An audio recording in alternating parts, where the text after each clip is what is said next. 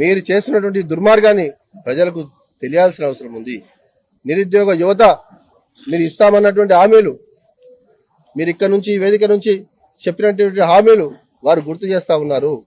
సంవత్సరానికి 2 లక్షల ఉద్యోగాలు, నిరుద్యోగ వృద్ధి, స్కూటీలు, ఇంకా చాలా విషయాలు చెప్పారు. మీరు ఈరోజు స్కాలర్షిప్లు ఇవ్వకుండా మీరు విద్యార్థులను ఇబ్బంది పెడతా ఉన్నారు.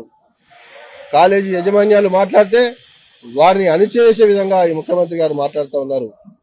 కానిస్టేబుల్ ఉద్యోగాల కోసం ఒక యువకులపై అడిగితే వెల్డింగ్ తాగండి అని మాట్లాడతాడు. రైతుల కోసం మాట్లాడితే రక్తం తీస్తాని మాట్లాడతాడు.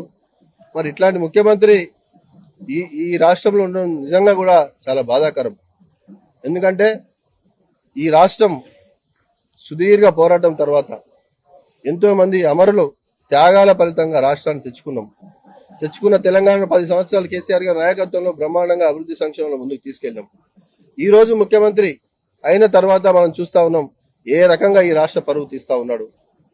అది ఢిల్లీకి పోయినా గల్లీకి పోయినా రాష్ట్ర పరువు తీస్తూ ఈ ముఖ్యమంత్రి మాట్లాడుతూ ఉన్నాడు. మళ్ళీ కూడా మేము చెప్తా ఉన్నాం, మీరు ఇప్పటికైనా అర్థం చేసుకొని మా సభకు అనుమతి ఇవ్వండి.